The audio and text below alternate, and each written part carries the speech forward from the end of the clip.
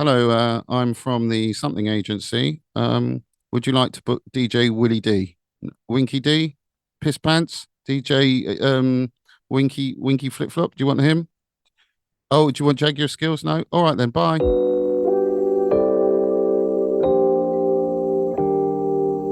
Make a magazine, send it out, make a thing to get the thing, get that money, print some more. Bang bang bang dang dang dang dang. About 4 years later, I've got 8 staff. We've got an office in Paddington, and I'm 19 years old.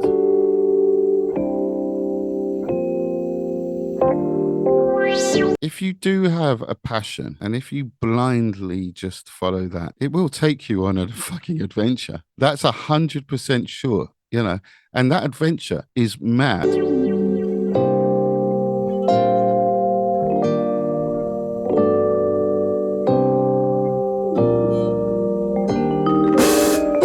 We are about to go on a mad adventure with none other than Jaguar Skills.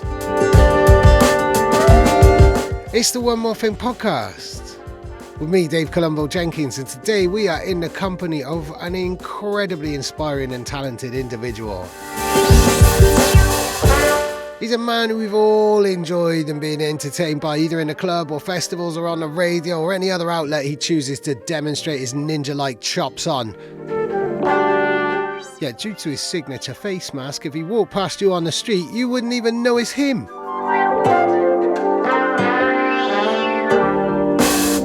Over the course of the next 2 hours, we are going to find out a lot more about what happens behind that famous mask. Why he wears it, how he feels when he wears it, and a whole other chapter in his life long before he chose to wear it. Originally a music journalist and forever one of the most detail-obsessed musical nerds I have ever spoken to, Jaguar Skills has stories for days.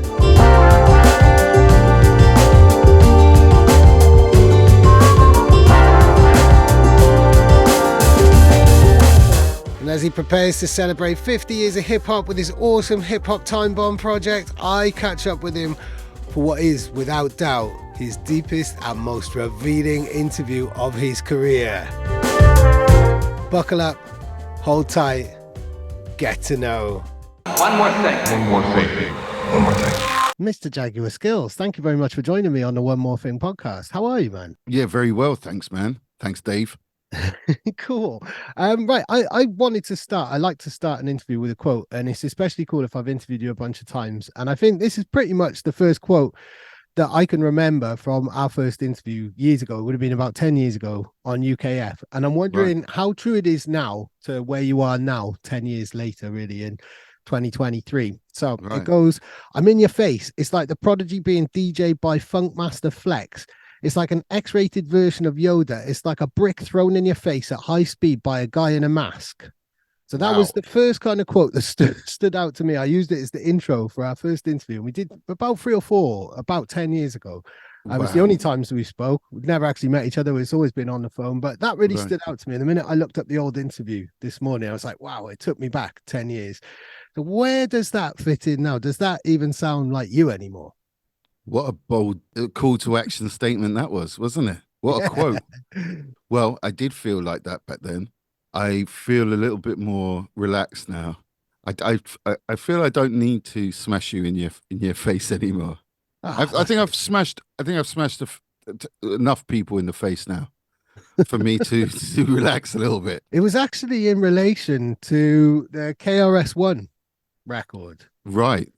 That you'd made, yes, where you'd found like an old a cappella of his, That's which had never been used, the Big Up New York track. Yes, that was wild. That was when I was working on a Nervous Records project. Yeah, where they gave me access to the master tracks, the multi-tracks of all their rap releases from the 90s, and in searching for all of that, I found this KRS-One. I think a lot of the time the artists would want to record their stuff, and then because you had tape, right, you wanted to use all the tape up. And I guess if you had some tape left over in the studio, why not bust a little something and record it? Yeah. And that's what KRS-One did.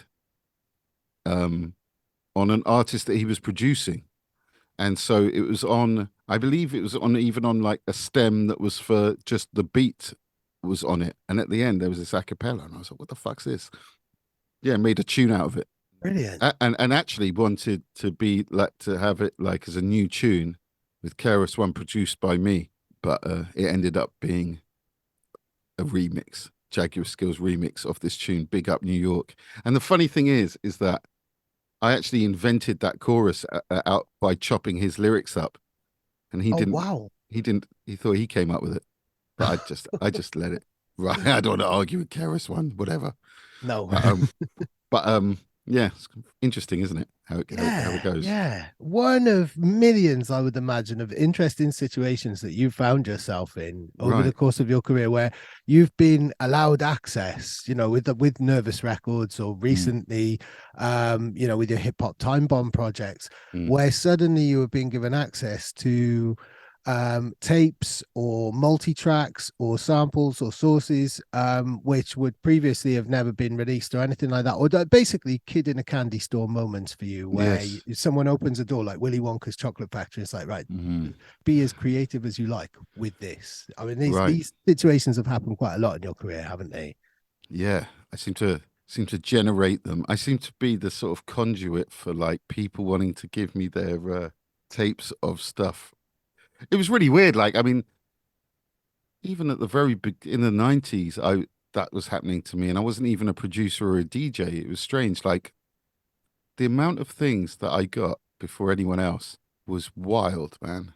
Was wild. Like, so I remember getting Nas Illmatic on demo tape sent directly from D&D Studios to me. What? I had Amazing. this one journalist I remember was talking about how Ghostface Killer was recording his debut album and how it's going to be amazing and everything. And he was telling me all about it. And in my Walkman, I had the demo of the whole album and I was listening to it. I didn't tell him, but it was like situations like that where it was like, because I was a journalist and because it's all very, it was pre internet, the way you hustled was a totally different way, you know, and the way that you exchanged music had to be physical. Mm. And so you'd have to be everywhere. If you were like, I was everywhere in London at all times when I was in my 20s, man. Because that's so, I'd go to every record store. I'd meet every A&R. I'd know every A&R and every record label. I remember one time when Biggie Smalls had his second album just before he died.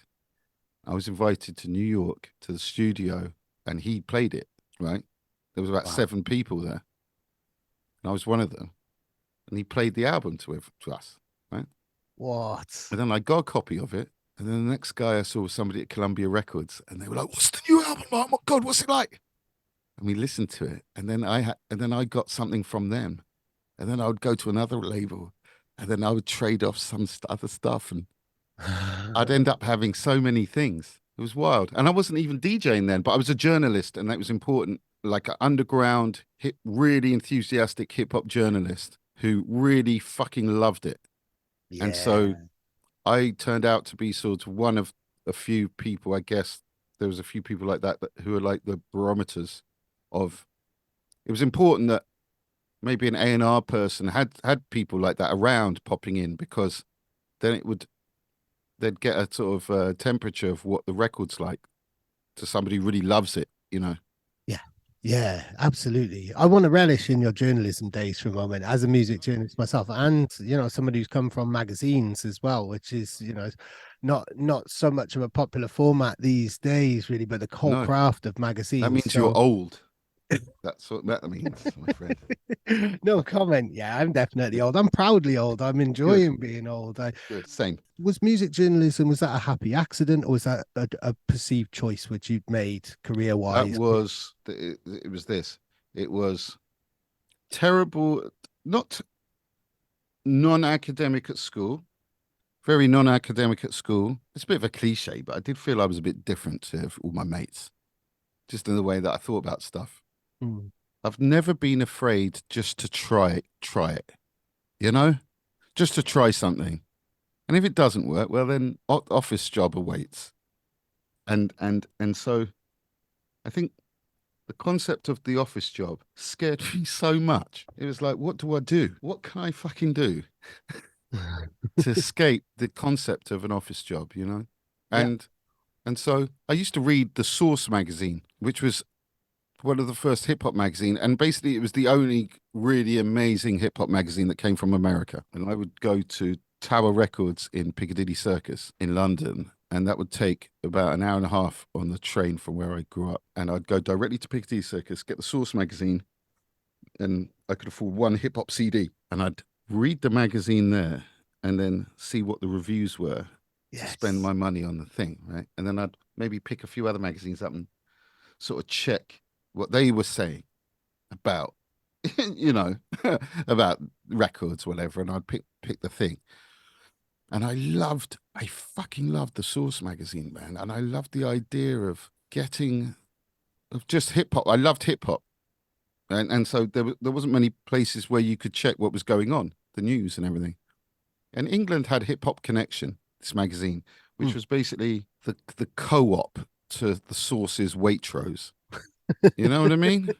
It was Yeah.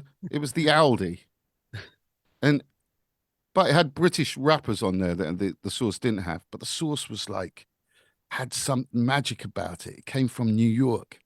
Yeah. Directly, it was from the Source. You know, it's the Source.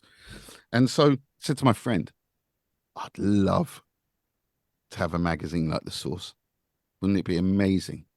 We could write about stuff and meet all these people and fucking get all the records early and it'd be amazing. He was like, yeah. And he didn't seem to no, see the vision. Like, I was so totally saw the vision. Like, yeah. And then I just thought, well, how can I do it? Like, I've got no money and I can't. Well, I can draw a bit. And my mum was a dinner lady at a school. And so I thought, if I draw this thing, I can then like print out a few copies in the photocopier at my mum's school. And then secretly, I could then staple them together and then I could send them out to whoever gives free records out at a record company. I don't know who that person is, but I'll find that person. I'll send it to them. And all I really need to print out is about 10 because there's only like 10 people that get me free records. I don't need to sell it. I can pretend that it's being sold and I can make, and I could send 10 out every month and let's see if I can get my free records. Brilliant. It didn't really work out like that. I made like 10. I was going to send them out and my friend arrives and he's like, where are you going to sell these? And I thought, I don't know. Honestly, I hadn't even thought about selling them. I just thought about making them and then sending them, posting them to this thing. And he Brilliant. goes, look, So a proper fanzine then. fanzine, basically. So then he went, I could take them to a couple of record stores in London and we could see if they sell out or they sell. And then like 2 days later, the record shops called up. You got any more? What? We've sold them all.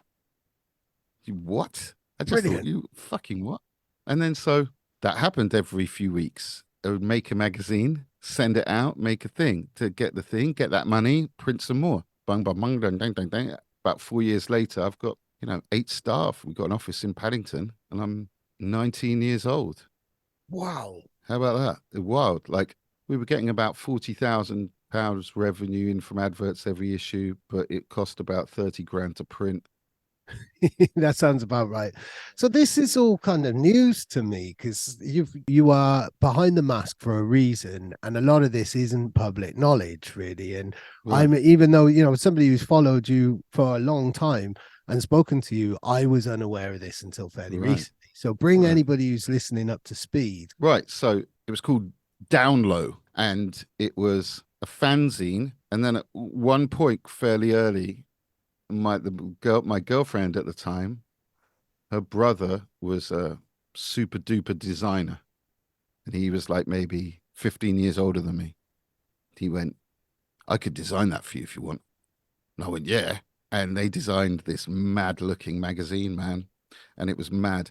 And Yeah, it was mad. It got to this point of where it was selling loads and distributed by Time Out magazine, and I was getting a, the full grey Hessian sort of mail bags that you get that post office people have where they put it I in remember them maybe, well, man. I remember them yeah, well from my maybe magazine days. Yeah. like, and you put in, maybe it feels like 200 parcels in them, the massive ones. Yep. Yep. I'd have one of those every day dropped to my door, Full of vinyl full and of CDs and stuff. vinyls, CDs, videos, promo shit, t-shirts, stickers, Yeah. the maddest shit, jackets. Like, you'd get the mad stuff. It was brilliant. It was really brilliant. And I was so young, didn't really, I didn't know how to run a business. I didn't know how to organize my life. I was 19 years old. I didn't know what the fuck was going on. Wow. It was just taking me every single day was like a bizarre adventure of epic proportions that if I shared to any one of my friends, it just ended up sounding ludicrous. Like, my stories would sound so ludicrous. My friends wouldn't hang out with me anymore because they were like, "Shut up, Matt." Like, they and thinking back, it would be weird, Like, I got a phone call from P Diddy once, like ordering me, shouting at me whilst I was hanging out with my mate in his living room, and his mum was making some food. Like, it was really weird. Like, certain things would What happen. was he shouting you about? What beef I, did you cause in that particular juncture? I heard his debut album and I dissed it. And I dissed it only because Bad Boy Records at that time was so amazing, and Biggie Smalls had just died, and Puff Daddy, he was just the producer, the guy who ran the label, and he wasn't an artist. And then he brought this thing out with him rapping, and it just didn't. It wasn't him rapping. I just said the music wasn't up to the standard. Like, I just didn't think it sounded as good as their previous stuff. Mm.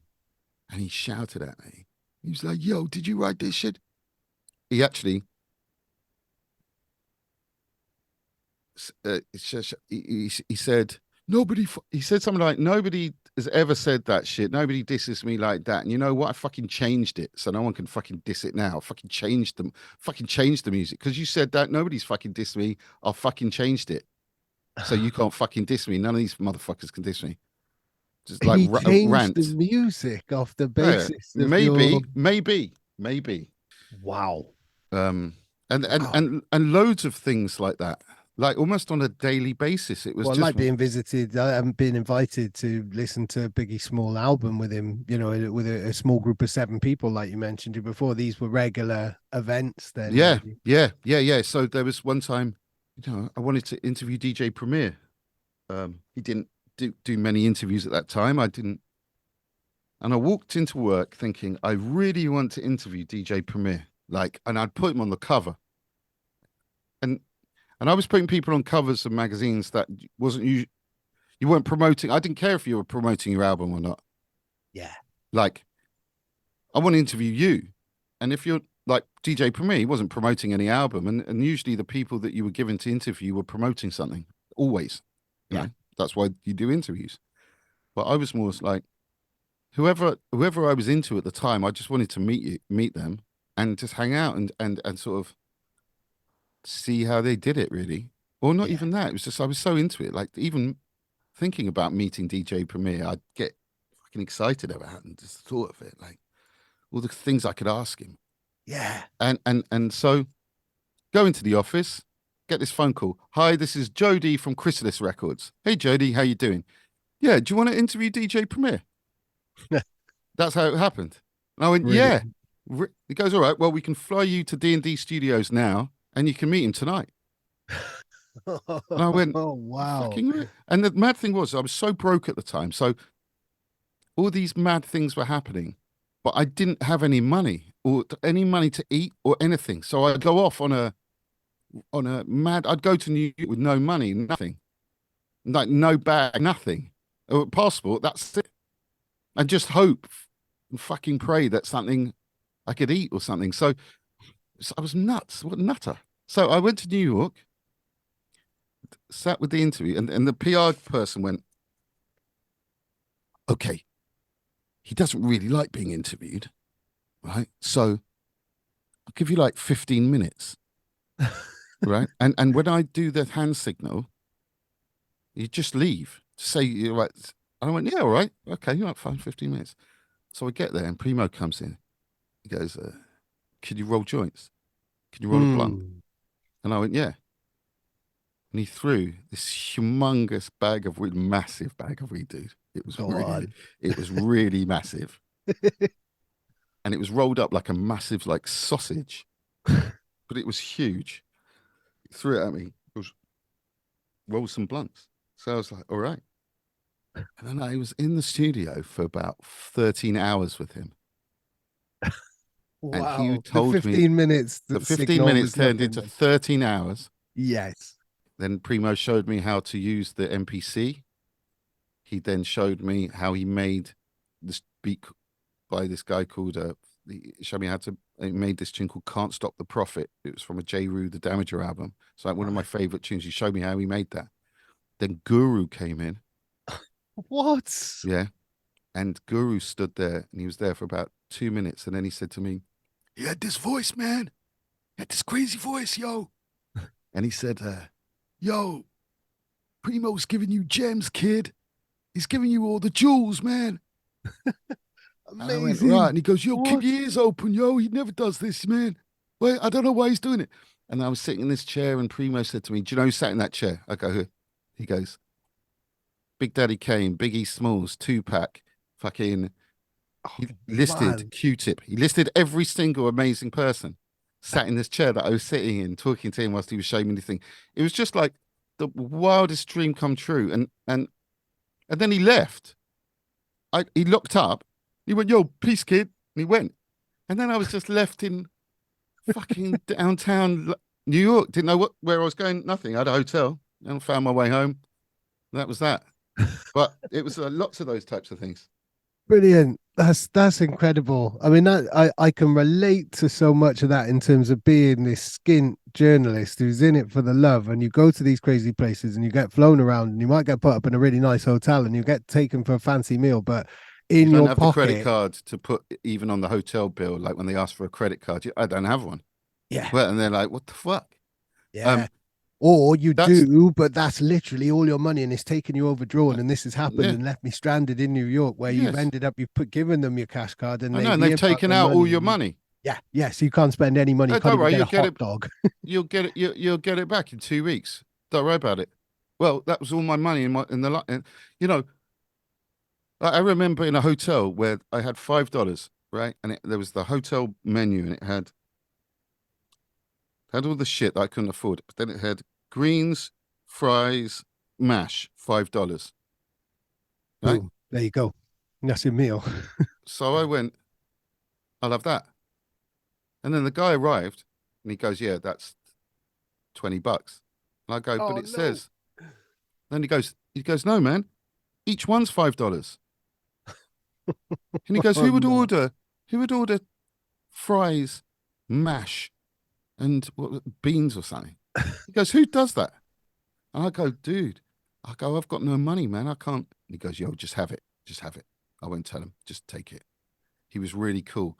And so I had this bizarre meal of of mash, fries, and something.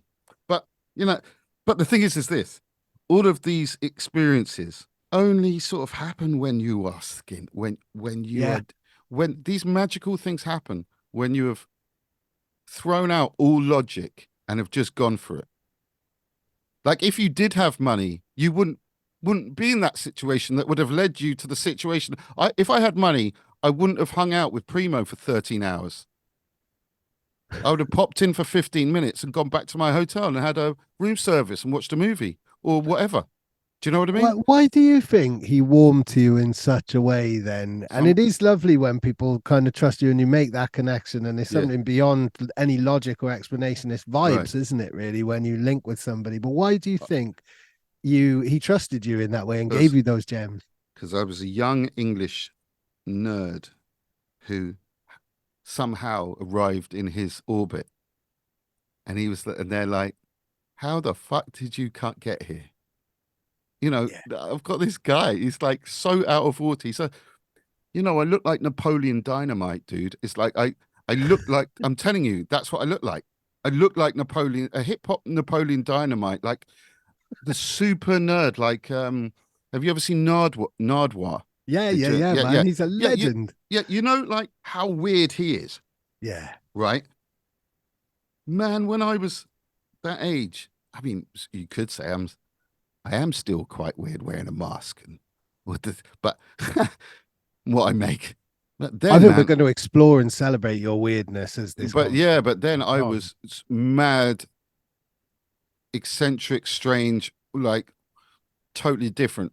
Like I'd have a mohawk and ginger mohawk, like and glasses, and I'd wear yeah, might wear a gown, it's like a Tibetan gown. I might do that. I might shave my head and have just like a bald line through the top of it. Like I might have a regular haircut and then just a massive bald stripe all the way through it. Like I'd do that. I would very much exploring how you communicate with people and how and learning how sort of how you dress, how you act totally changes the perception of how you come across. And so Yeah. I would then use that as information out of people who you wouldn't do. I realized certain things like very quickly, like I guess these are psychological things, but like because you meet so many people as a music journalist, you get everyone's story. And then you learn all this information that you would have never learned by meeting all these interesting people that aren't from where you're from, who are so different, but we're connected with music. So that's how we can talk. And if you're an artist, you love music. And I didn't even think of myself as a journalist. I was just somebody who fucking loved it, who didn't really know, who who never spent any time in the music lessons. I didn't know how to DJ. I didn't know how to make music. I didn't, but I knew that I'm super creative. And the only thing I could do right now is to make a magazine. But this magazine would be like if the MC is rapping about Carl Sagan and science, for instance, say if he makes some lyric in the 90s, everyone was busting scientific lyrics, right? And it was like super scientifical, miracle, mathematical, intervisible, interactional, transitional. Do you know what I mean? It's like technical. I'm the voice of the. You know what I mean? It was so weird shit going on. But I would end up I'd want to write about the guy that they're rapping about. So Wow. so I would so there was this one lyric that Guru had that was on Gangstar. He said lemonade is a popular, it was such a weird lyric as well. Out of the blue, he says in the tune Dwick, he goes, lemonade is a popular drink and it still is. I get more props and stunts than Bruce Willis, right? Starting a line with lemonade is a popular drink and it still is, right? I just thought that was one of the lines, hip hop lines that really stood out to me. Yeah. And so we did a big piece about, is lemonade still a popular drink? Is lemonade still a popular drink? Brilliant. We interviewed Schweppes and everybody who makes lemonade, and then we found out that Schweppes don't like Seven Up being called lemonade because it's a carbonated lemon and lime beverage, and so they had a really problem of us saying lemonade to them all the time, and so that ended up as a hilarious interview. They kept saying no, it's a lemon and lime carbonated beverage, and then there was this whole piece on that, and then we Guru came to London, and we got him walking out of a corner store holding a bottle of our whites. And then we made that into a poster with the lyrics lemonade is a popular drink and it still is. Right. Amazing. And so that sort of mentality, I think I've definitely transferred it to what I do musically, Yeah. and so that's where I'm at sort of creatively, I guess. Like That's amazing. I've got like I could spend hours just asking you about your magazine days and sharing stories and stuff. But I want to find out then when artistic expression kind of erupted from you so much that it could no longer be contained by one media format and you started to DJ and not just DJ. I mean, I do know the story about where you DJ'd first and how you got your name because it was a shop called Dream Bags Jaguar Shoes. Right. And I think that's quite, that's common knowledge. But DJing to at the level that you do on a turntablist, detail obsessed level, Right. how did that transformation come about? Well, I think one step was the magazine, because doing the magazine, I got to that was like my university, right? And so Primo was showing me how to make a beat. I would Yeah. hang out with I was gonna comment on that as well. He showed you how to use an MPC as well. right, like I knew all the best DJs in London at that time. All the DJs were just amazing, man, just amazing. From DJ Business to Pogo to Cutmaster Swift to DJ MK, um, the mixologists, the scratch perverts, like these guys on Vine. These are just amazing. They were my friends, and so I'd go around their houses and they'd just be scratching all day. And it was like magic, and I just like to stand and watch them. Yeah. And then I'd go to any club I'd go to. I'd end up, because I felt very awkward and a bit weird. Like I was never cool. It was like I was never like the cool dude who got all the girls at the club. I was never. It just didn't interest me any. Like I always just thought, how can you even talk to anyone in a club? And why are you going to a club where you don't like the music? I don't get it. Like my friends would go to clubs. Do you want to go to Ritzy's? What do they play? What they play? I don't know what they play. They play this. No, I don't. I want to go to a hip hop one, man, with tunes I like. Why the fuck? Like a lot of the time, it's like I was saying before, I get really sensitive about sound and music and stuff, and it's like I'm really sensitive what I feed my brain. Like it's really sensitive. It's like I don't like putting a radio on and driving my car where that radio is telling me that I need to listen to this tune, and then my brain sort of goes into a beta state, and I'm just driving, listening, ending up listening to some bullshit new auto-tuned house record. That, and I'm thinking, Completely. do you know what I mean? It's like Yeah. these things that like information gets forced on you continuously, and you have to be really careful to like curate your source of information, because Massively. otherwise you're gonna be just covered in adverts and pop-ups and adverts about ball enlargement and just fucking bullshit, like propaganda and evil horrors that you can get nowadays. It's just awful. I guess hanging out with all of these DJs. I was also a judge at the DMC competition a lot for a bunch of years. And so I'd be like one of the judges that are judging these amazing DJs. And I'd Wow. always think, who the fuck am I to judge these guys? Do you know what I mean? Who the fuck am I to judge? This guy's been spending 10 years doing scratching in his bedroom, and he's fucked up, and I'm going to pull him up about it. Mm, Yeah. mm. I feel the same way about reviewing music because I don't make music and I have dabbled a little bit and it's been awful. And so I stopped reviewing. I didn't want to do any more reviews. It's like, look, I want to tell people stories. I want to report the news. I want to do fun stuff, like lemonade is a popular drink type of thing that you did, like those type of fun things creatively. But reviewing records, that's not my business because I don't make records. And that was a really important thing for me. And it sounded like that was for you to Well, the point that it well, pushed you to DJ. well, I would sometimes feel sorry for the artist, actually.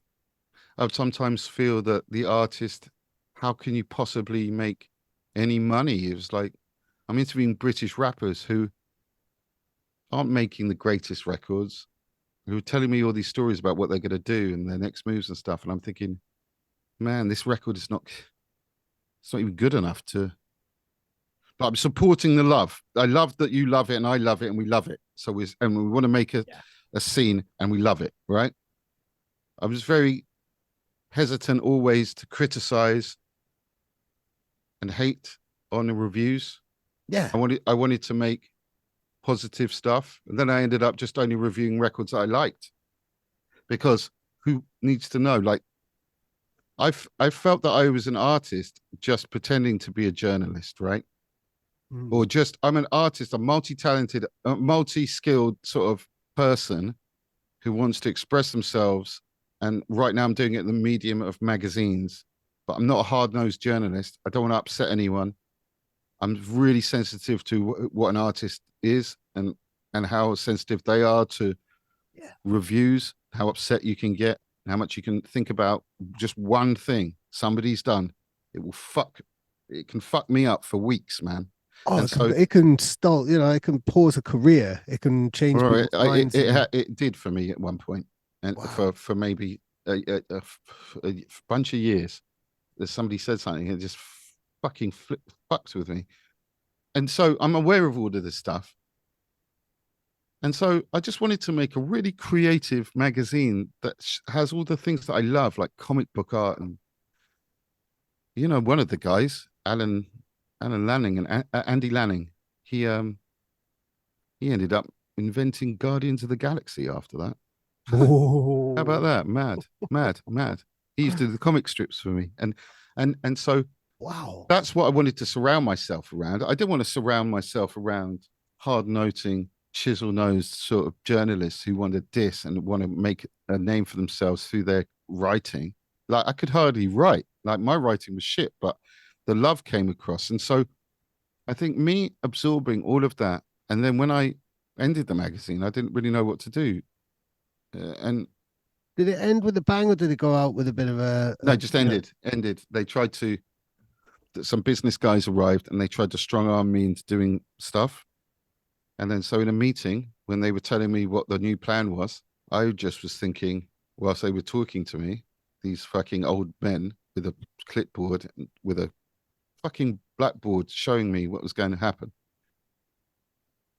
I thought in my head, what happens if I just don't do it? They're fucked. If I did it now, they're fucked. And they're trying to fuck me, and it's my thing. And so I stood up and went, oh, yeah, but I'm not doing it anymore, guys. So see ya. And I just walked out and went home that day. And that was it. I just shut it down straight away. Never Brilliant. to, never, never to be seen ever again. And, and I've got no problem doing that as a person. That's one thing I haven't got a problem with. Like, Yeah. there's a million ideas. I'm not the source of ideas. I'm not going to run out of ideas. But you, my friend, and any person who wants to suck a creative dry, you're actually the one. I know an artist needs a manager and it needs a team of people around him who are really know that artist, who can help and who believe in it. And it's really hard to get like that. But when you're trying to strong arm somebody out of their thing and you're flipping business terms that maybe a 21-year-old person doesn't understand, or if I don't understand what you're trying to do, I don't mind just going, oh, just have it. You do it. Yeah. See, you can do that. Oh, Well, just if you those want, two magic words, I'm really looking forward to teaching my kids when they're a bit older, and that's fuck and off. yes, When somebody, and it's always struck me as really short sighted when you find those corporate people involved in the industry, and we've come across millions of them. If you've had or any, you come yeah, across them all the time, and it seems really short sighted because it's stopping creativity, and creativity is the thing that's the driver, the motivation, the purpose, isn't and it everything. ironic? Isn't it ironic that like Hollywood or the music business and all these people, the people actually with the money to make the moves, not so now, which is brilliant, but like in the olden days, these people don't even like movies. They don't watch movies. They don't Yeah, listen to music. If you were to ask any person, any executive, what do you like? What do you like? What do you listen? Do you like this? So many times I've played something to an executive and they've gone, right. I go, do you like it? Well, the famous phrase is, if you leave that with me for a couple of days, then yeah, then I can ask somebody else if they like it, and then I can agree with them, and then I can come back to you because I have no idea. I've literally no idea what you've given me. It's like, and it's so weird that in the movie business and in the TV business, and in the music business, in the entertainment business, that these people don't really know because it is so subjective. That's the magic of it. It's like Hmm. some guy in their bedroom could make the next fucking thing right now, and then in 1 week this DJ and this record executive, that's going to be their favorite genre. And they're going to be like, yeah, grime baton. Yeah, aqua jazz. Yeah, it's my new shit. Yeah, don't you know aqua jazz? Yeah. And then every DJ is on the aqua jazz tip. Do you know what I mean? And then and then they don't and then when aqua jazz isn't good and it's traditional grime now, right? It's it's bass and grime is what it is now. Now bass and grime. Now bass and grime's massive now. And they're into bass and grime now. They're doing the bass and grime shows. And it's like, I've been in this game for so long that I've seen so many genres pop up and die, and people like pledging allegiance to these things, putting their whole career. And then when they see it drop, they're shocked. Like, oh shit, I need to. I mean, it was so obvious when everyone's suddenly a dubstep DJ all of a sudden. Do you remember that? Yeah. And then really? Yeah, I'm a dubstep DJ. Are you? Are you playing dubstep now? No, I'm a deep house DJ. What? Did you like any of these things? Did he? No, I'm just literally just going on the following the bandwagon, and like I'm more interested in the creative force that creates these little subdivisions and genres. I'm more interested in the main cake, right? These are all the icing on the cake. I'm more interested in how you make the cake and what is the energy, because early Public Enemy share the same energy as Ram Records. Even if you don't think they are related, the same energy comes from punk music. The same energy created Fight the Power, created Gil Scott-Heron, and it created the gnarliest drum and bass music, created dubstep. The energy that created wonderful jazz music like Miles Davis or John Coltrane is the same energy that created all the lovely energy. It's the same color as like the disco music or amazing Chicago house music.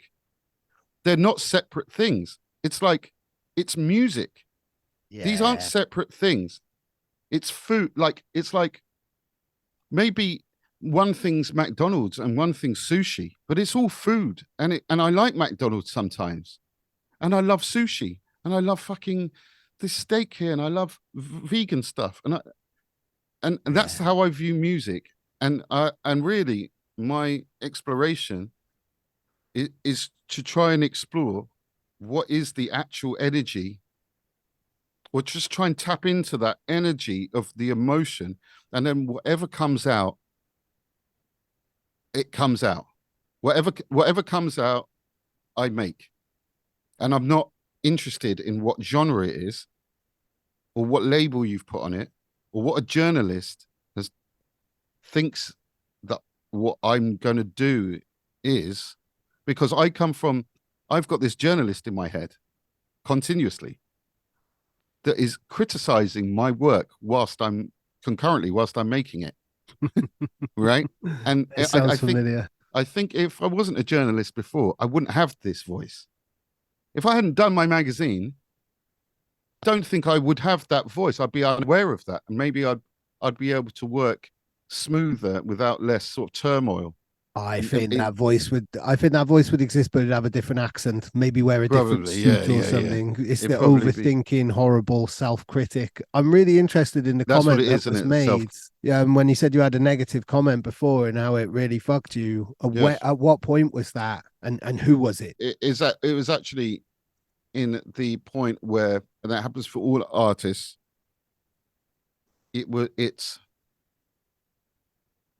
And the thing is, I'm aware of this going in because I was a journalist and I saw the life cycle, and I was maybe part of the life cycle of certain artists, right? So I'm listening to their album all the time, and I'm writing about them all the time. And then this next guy comes in, I'm writing about him all the time, right? It's not like I hate the last guy I'm writing about all the time. It's just I've listened to your album, and I'm listening to this album now. maybe I've actually over listened to this last album, so I need a bit of a break on this guy, Wu-Tang Clan, for a minute. You know what I mean? I want to listen to Tribe Called Quest now because they've got a new album. And so I understood that maybe that artist would think, fuck Download magazine. They were supportive with me before, and now they're not. Yeah. Or maybe I don't like your new record, and maybe there's 20 other records that I prefer. And maybe I don't hate you. Maybe I don't even think, maybe I'm not even thinking about you. I don't even think about it. And so when then that is then on the other foot, when you're the artist, and perhaps lots of people were into your shit, and then suddenly maybe they're not, or there's a whole load of different things that could go wrong.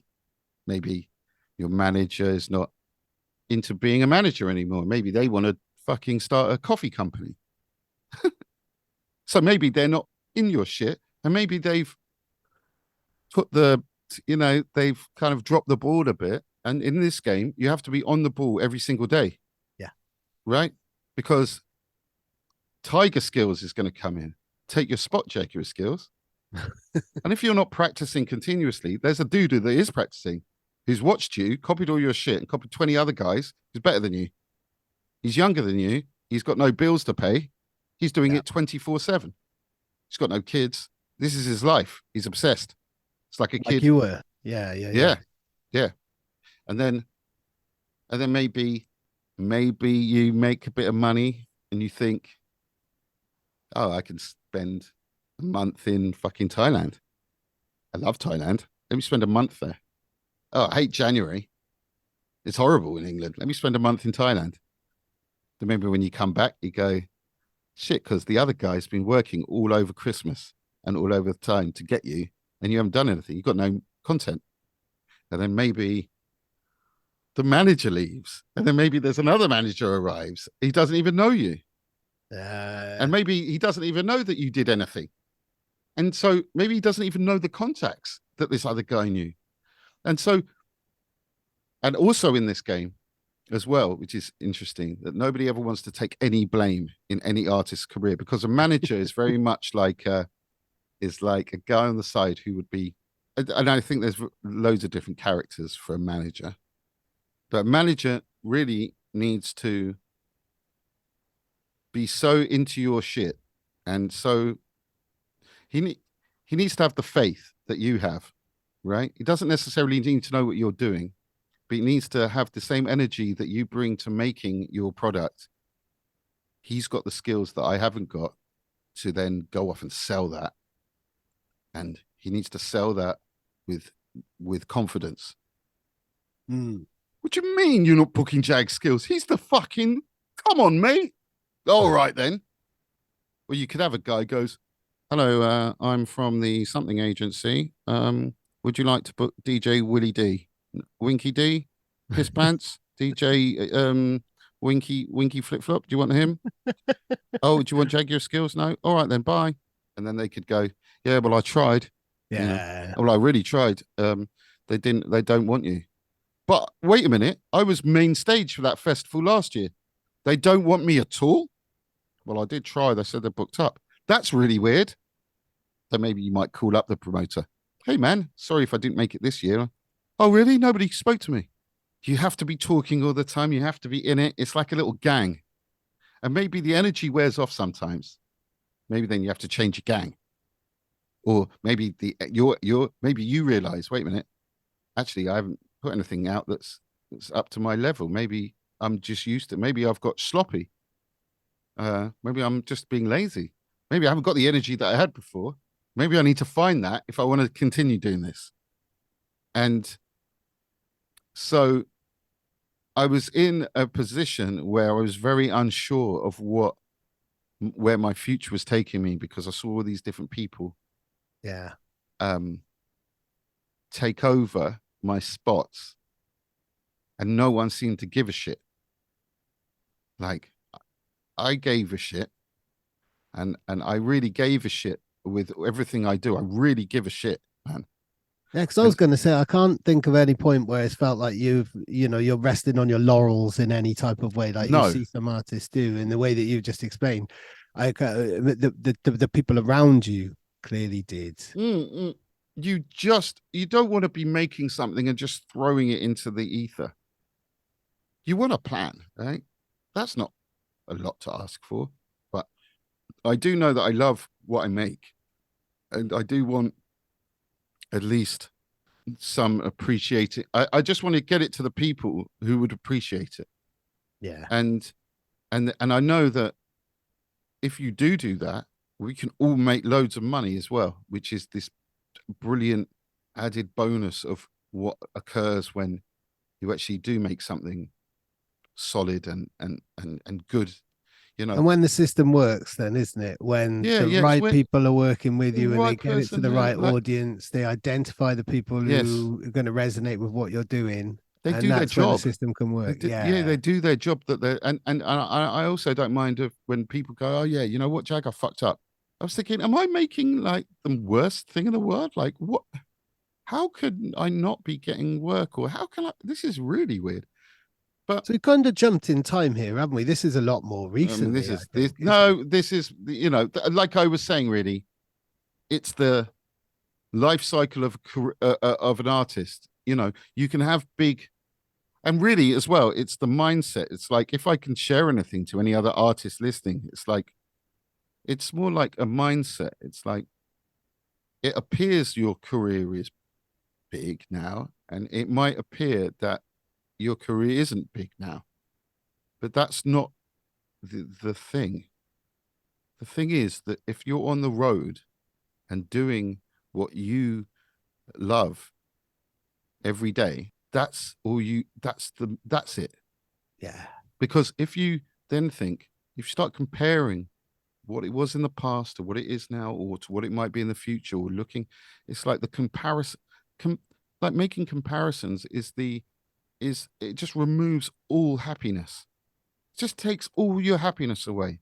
And there's a reason why you're doing it. It's because you love it.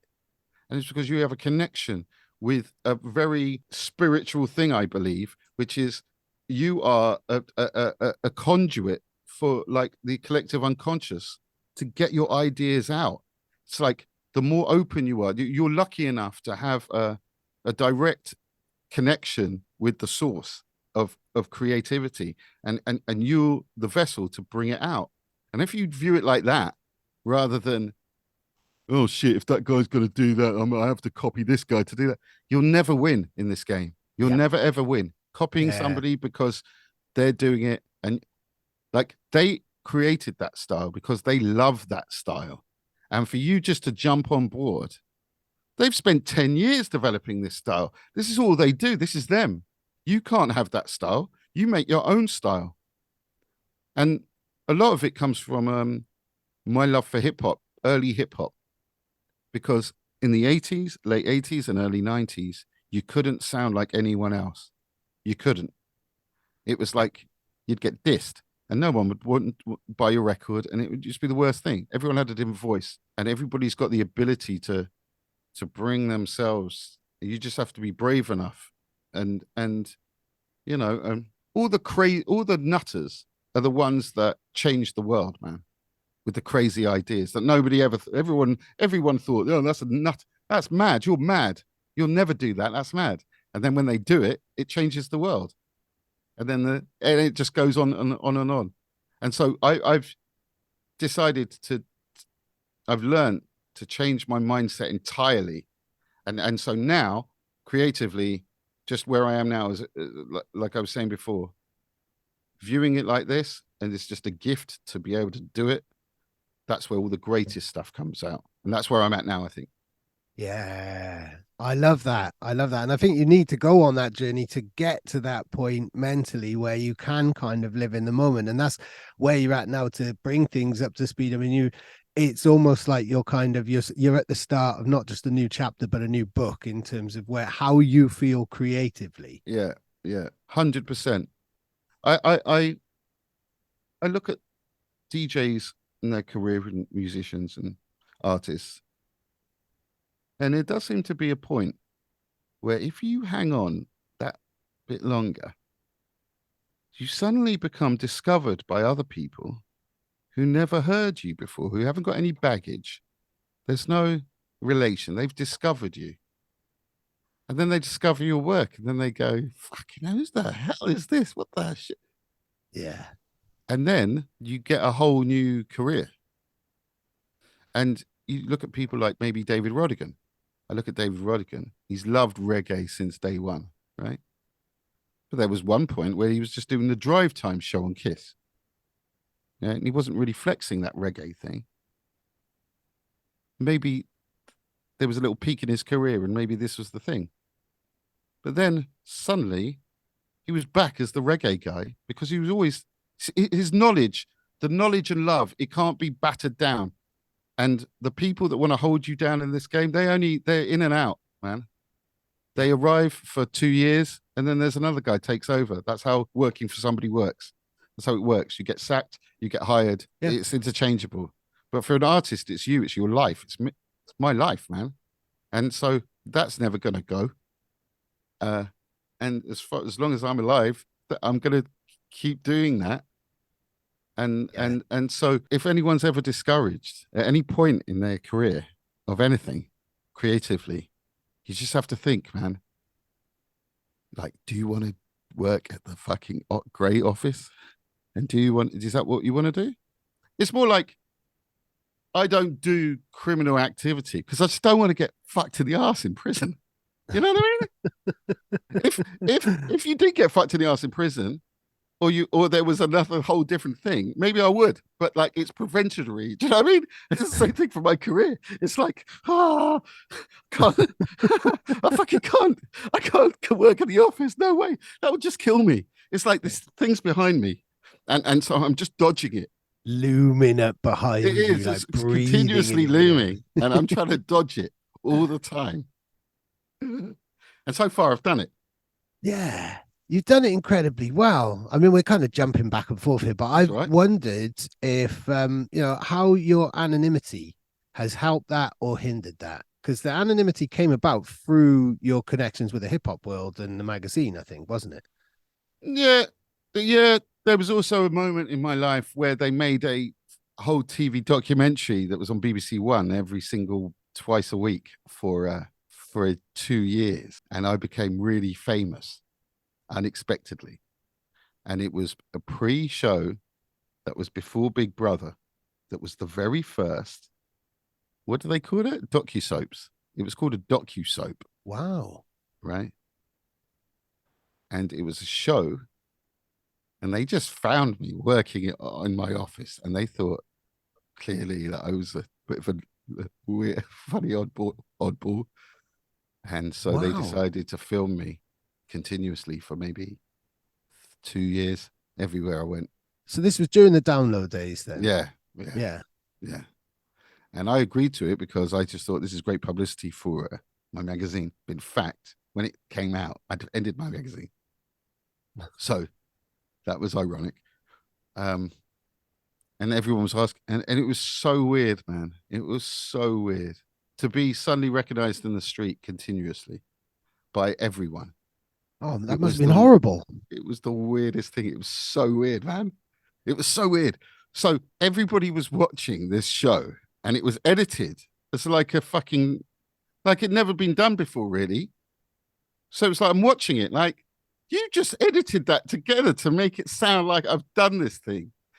Obviously, they're making a TV show, right? So you want a story every episode. Didn't realize they were generating stories. Like, that was another sort of peek behind the curtain. So they would speak to somebody. Oh, Matt says this about you. Do they? Does he? And then they'd go to me. You know, he thinks you're a cunt or whatever. Does he? Oh. And then, oh, look, he's here. They'd called the dude up to come round. So I think it's probably best when he's walking around the corner, you pop out and then you confront him and then we can film you. Just see what happens. Shit like that.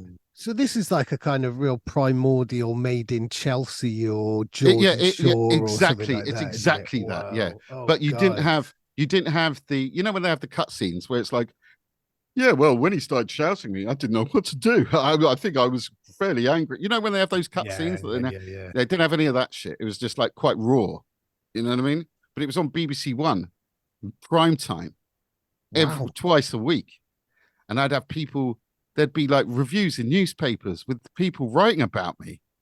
Oh my Like God. this weird, Jeez. That there'd must have be been awful. so because of the way I looked, see, I never, like, man, I just loved doing, I just, and made something and I loved doing it. I was working 24 hours.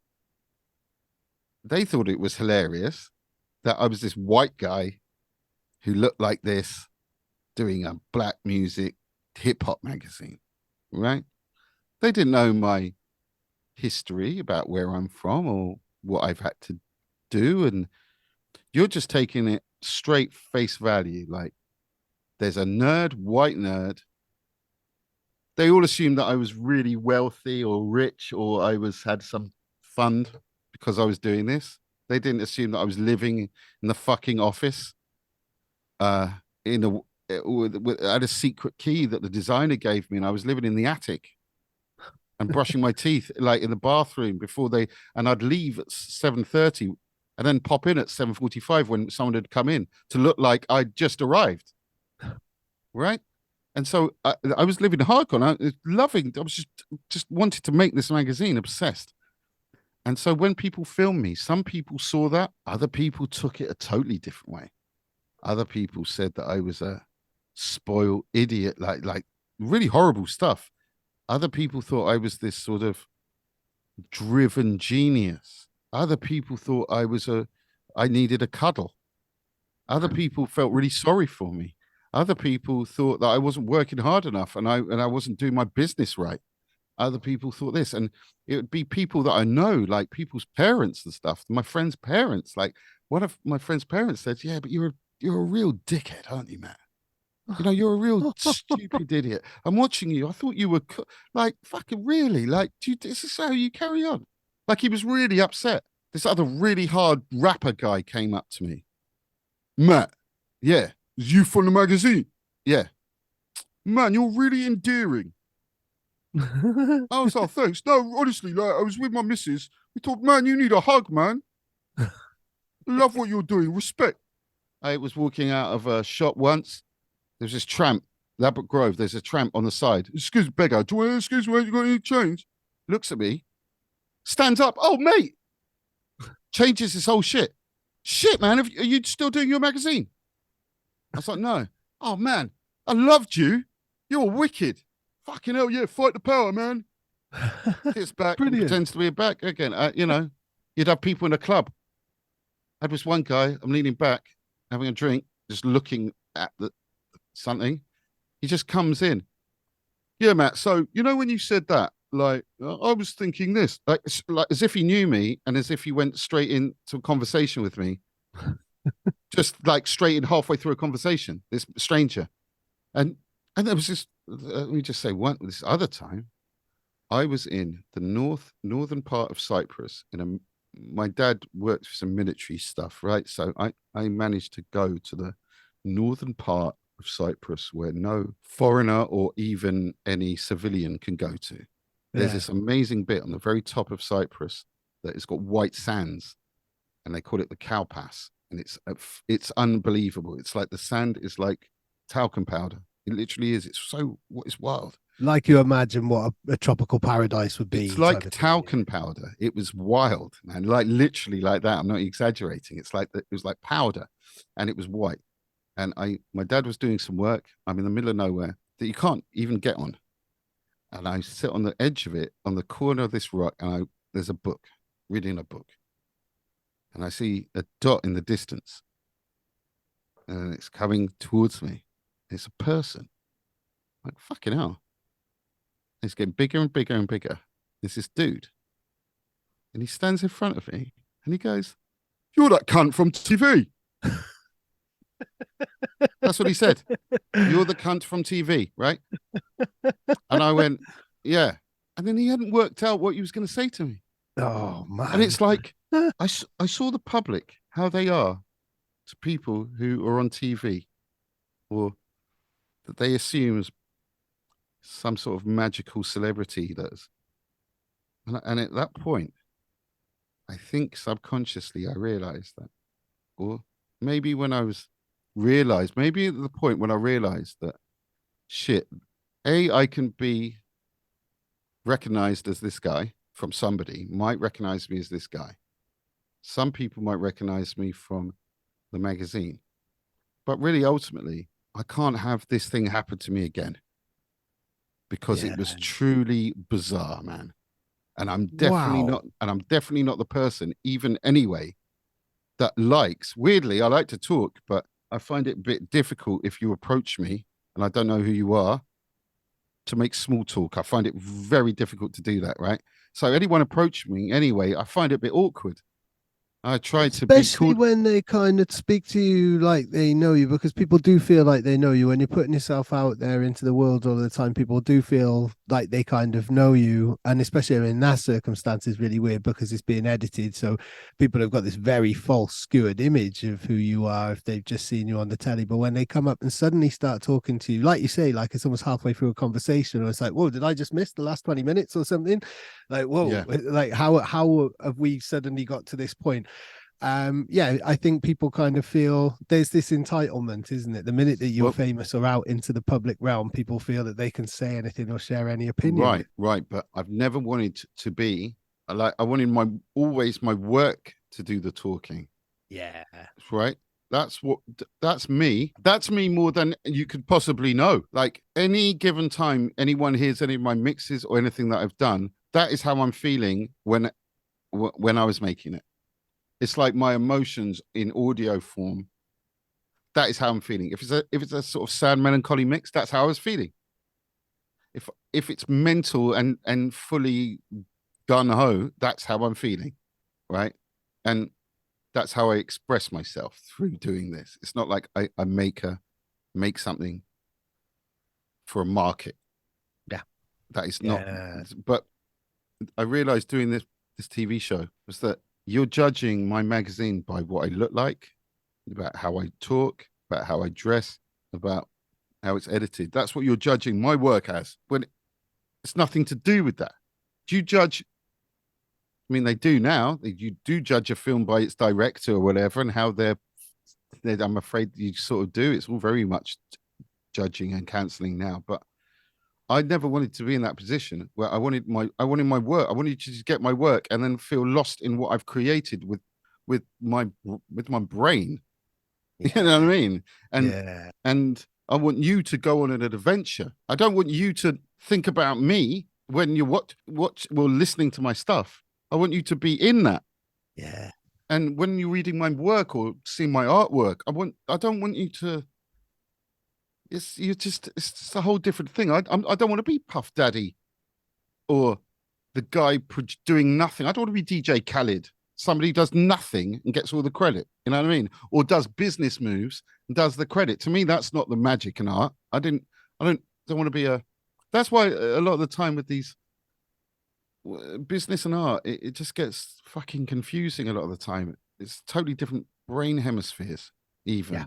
Yeah. And Completely different logics and so maybe approaches that's and why ideology. subconsciously, maybe that's why I decided to put a mask on. Yeah. Just What a because brilliant decision. I mean, you had to really after that schooling that you got from being in the public realm. So mm, how is that kind of how has that then been yeah, what's been the negative impact of being anonymous? Because there's obvious positives there, and you know, the fact that people have to just interact with your art, with your output in that type of way. They don't have those other preconceived reference points. But what has been the downside of being anonymous in uh, that way? maybe some of the sort of side added bonuses that you get from headlining a show. I'll tell you what, which was interesting.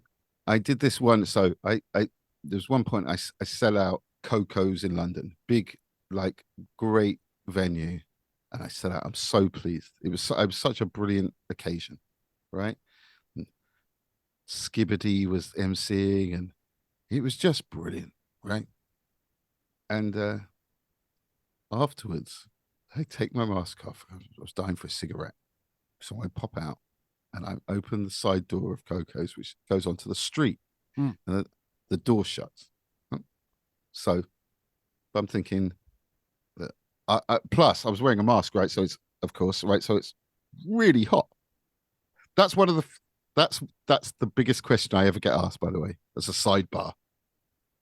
To start a conversation with me, if you don't ever know how to start it, this is how they always start. Anyone starts it with me. They go, "Oh, I bet it's hot in that mask." That's all. That's what they always say. And I'd always try and come up with different ways to answer that. But I bet it's really hot in the mask. How hot is that mask? How hot? It must be so hot. But it was pretty hot. And so I took it off. I'm standing there having a cigarette, and everyone's coming out of the venue, right? I didn't have a light. So there's a guy at the side. Do you have a light, mate? Yeah. And I go, did you like the show? Fucking hell, Jaguar Skills, fucking great. And he says, fucking yeah, man. I was like, can I tell you a secret? He goes, what? Like, but now he's got his guard up. It's quite a big change. If you tell, by the way, if you tell a stranger, can I tell you a secret?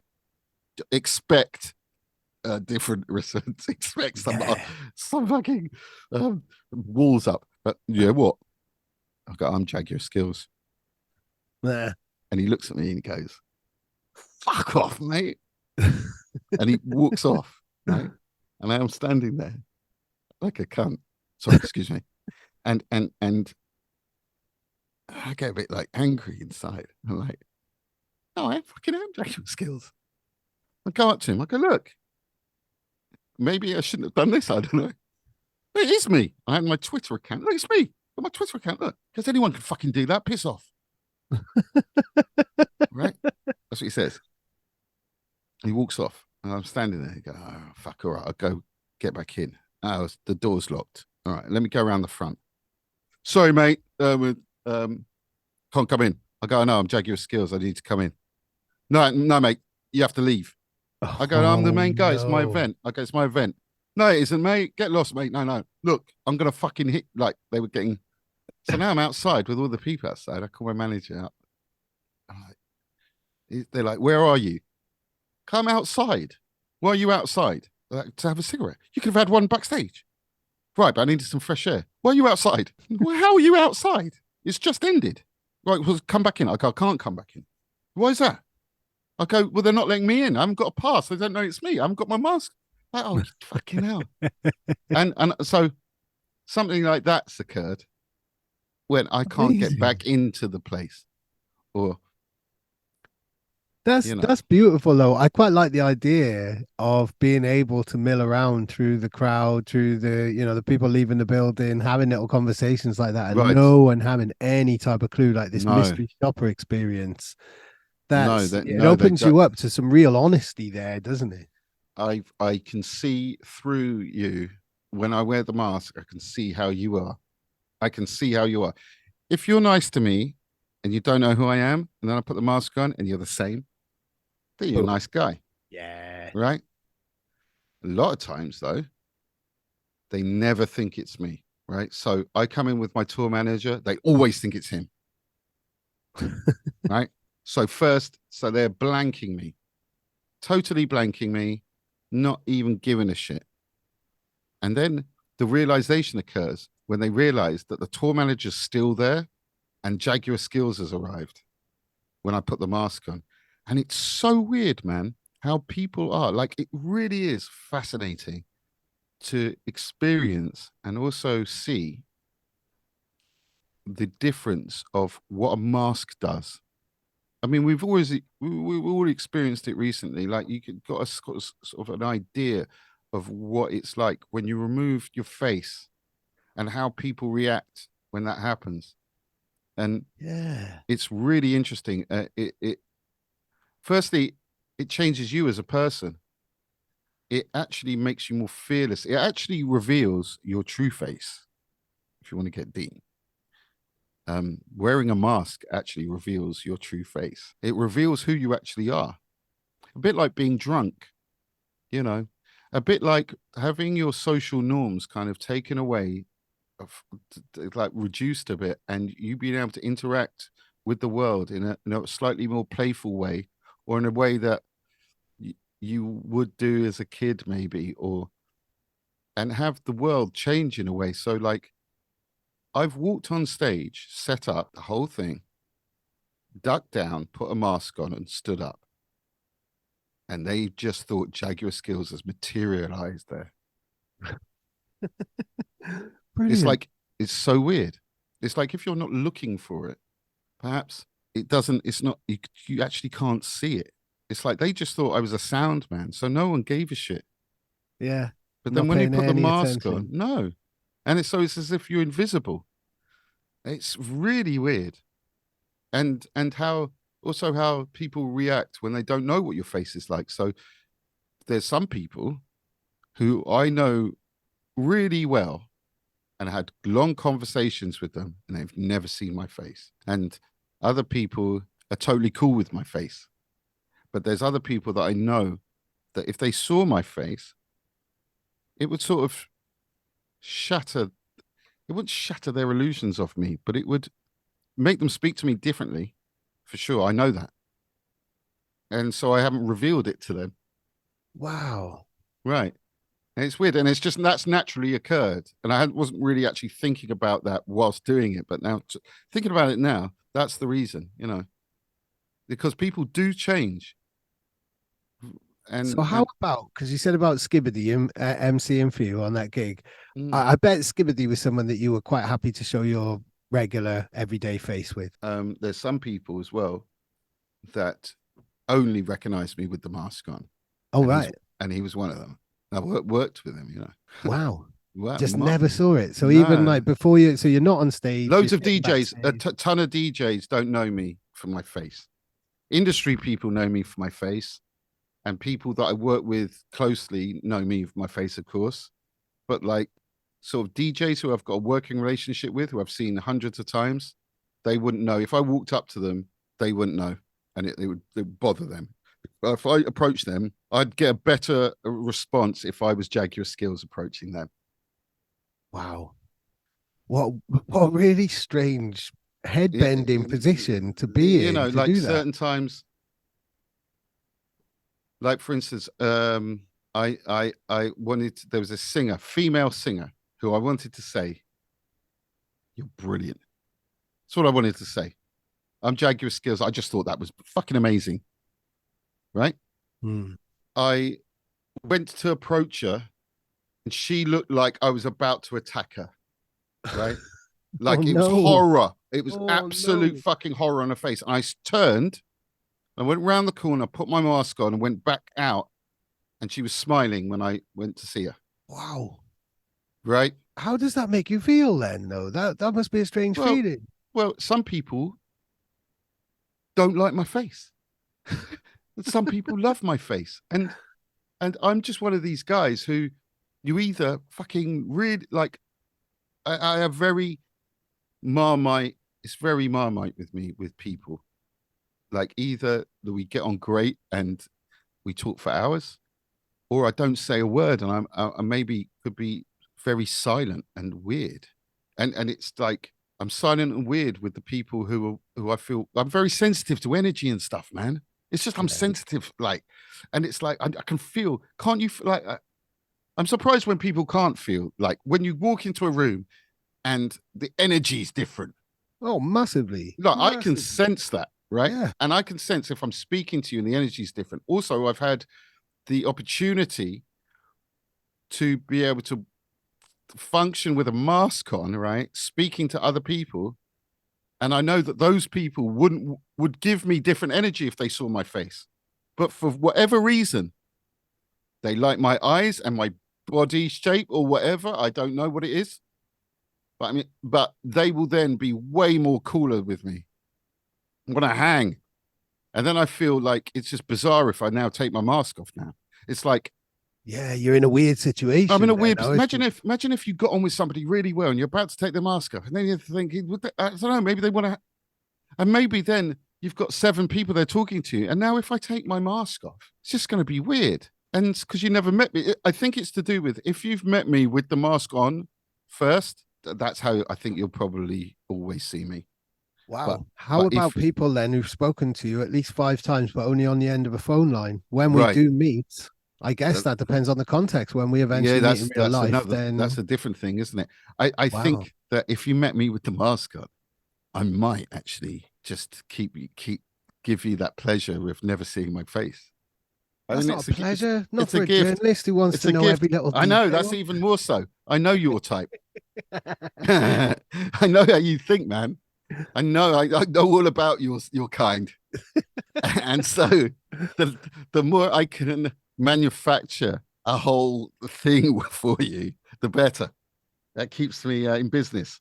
Yeah, and it gives you a nice little kind of safe zone as well, then, where you can have your private life and stuff. So I'm wondering, I'm going to list a couple of other people you collaborate with Mm, regularly. I mean, how mm, about Ramesh then? Because you've done loads of great work with him, and you've done mm. like the theme tune to his show and stuff like Right, that, and right, you're right. regularly on the hip hop on his radio show.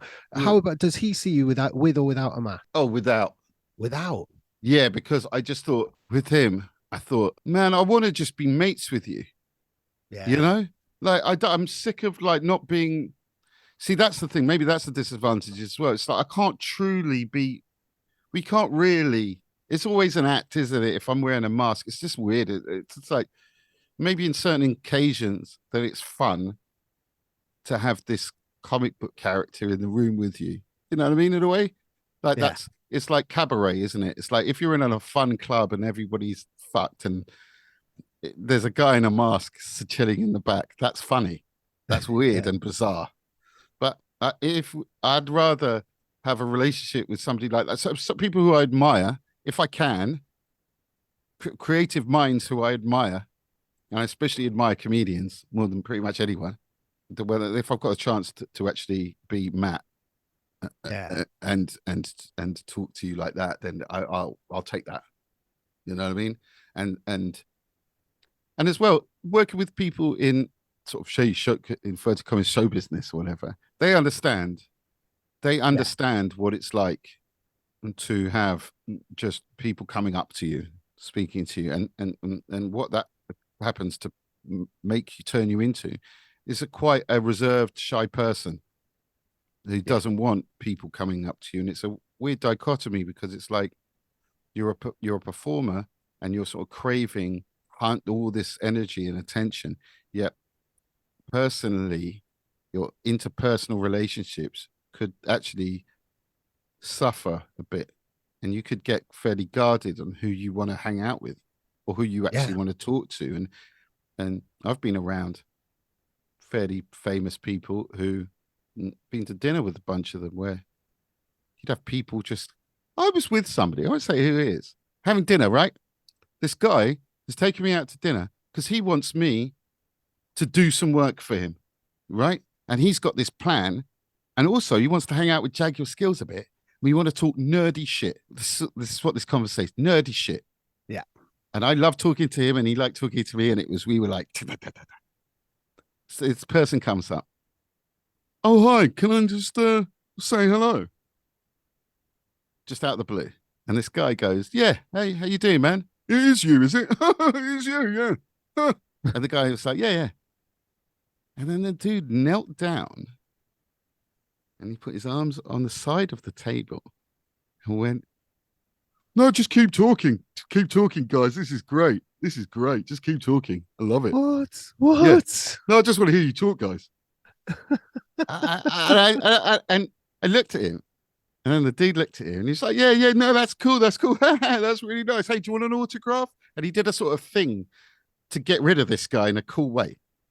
Right? Hey, that's nice. And sort of stood up and took a photo, and it was like ushering him off, sort of thing.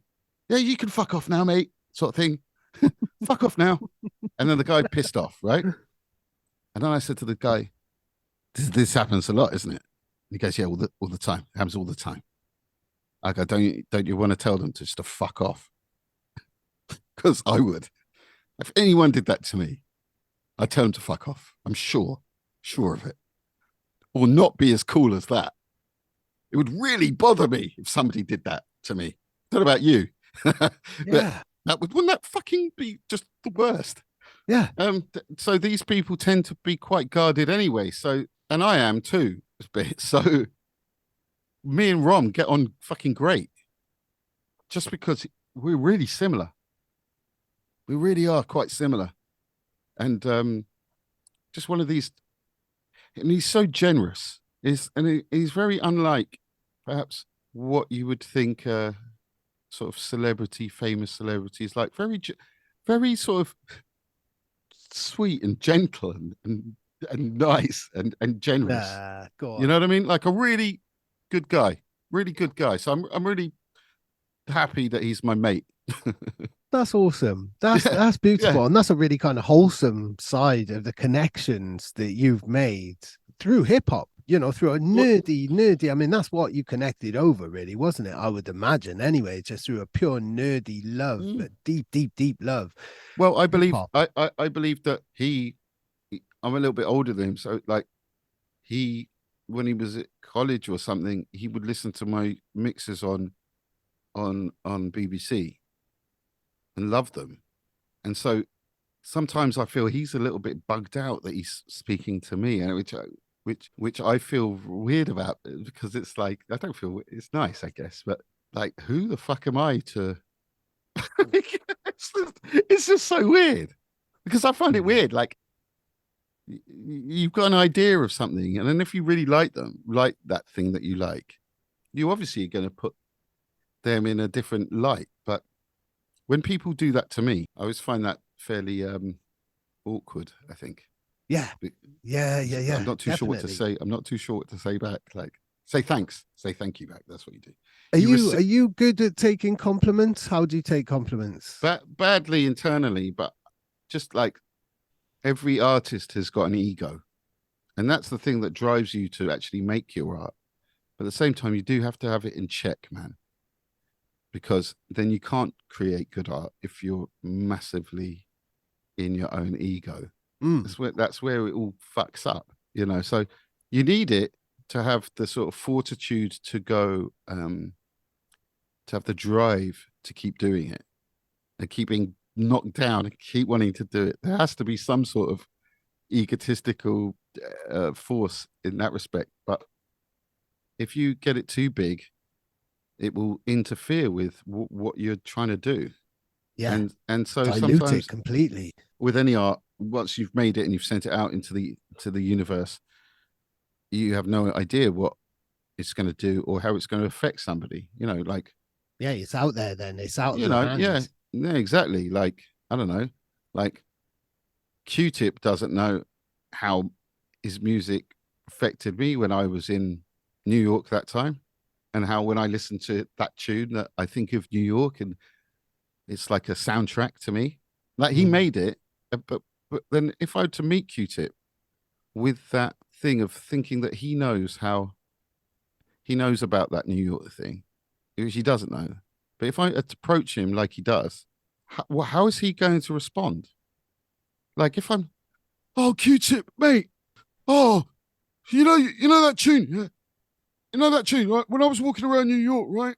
It was in my headphones all the time, right? And that gave me a feeling of this, and I just want to tell you this feeling, right? And he's going to go, yeah, ah, Yeah. ah, that's great, man. Yeah. Oh, So how are you he's supposed to react to yeah, it?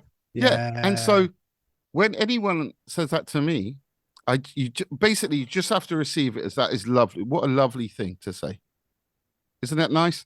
Like Yeah. it takes a lot of balls to go up to somebody and say something like that. Like I've only said it to a few people. Like when I've generally, sometimes you're overwhelmed.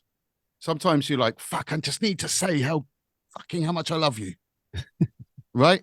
And that's all. I don't need to have a conversation with you or anything. I don't need to hang out and just talk and just let's listen I to you. just need to tell you this. Yeah. Just Yeah. I This need to is tell so you, you're important the to me. fucking boss. Yeah. I salute you. Respect. Let's move on. You've just I love you.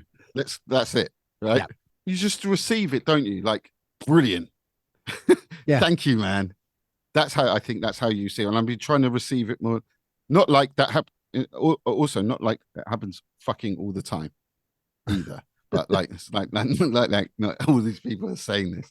But maybe it's just me feeling a little bit awkward, not knowing what to Or say. people walking past you and not knowing who you are and not being able to say that to you anyway, in that type of way. But I Yeah, think or like it seems, even when I did that TV show, like people saying that I was a dick or that I was great. It's like I don't. Maybe if that TV show hadn't happened, maybe I would have just received this in the way that it's supposed to. But sort of you've like, added this extra layer in yeah, that it way. does. Yeah.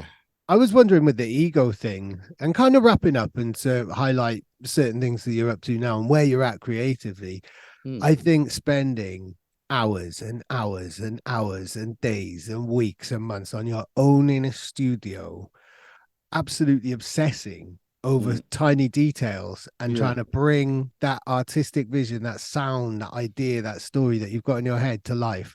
That is what keeps the ego in check. That time in isolation, going over and over and over and obsessing with those details. That is the Yes. balance of the adulation, the performance, the the all of that amazing positive energy that you get from the other side of things. That is what keeps the ego in check, I think. It's like a boxer or something, isn't it? It's like Rocky, right? You look at Rocky, the Rocky movies as a sort of Yeah. cautionary tale. Rocky 3, It also reminds me a bit like 50 Cent. 50 Cent of all people, right? He said in an interview that his third album, he moved back into his original house and recorded it where he recorded his first one. So he took away all of the trappings and just kept it real. It's like me being in the studio trying to find a sample from, like, for instance, there's this noise at the start of a Q-Tip remix of a Craig Mack record. He did a song called Get Down.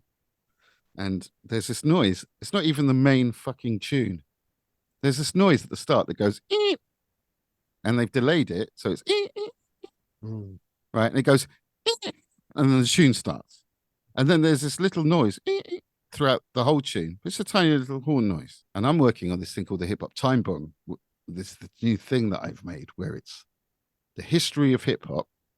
Every year, every mix is a different year of hip hop, and it's all the tunes of that year plus all the samples they used, That's right? And incredible amount of detail. When does that actually roll out before we get into the yeah, details there?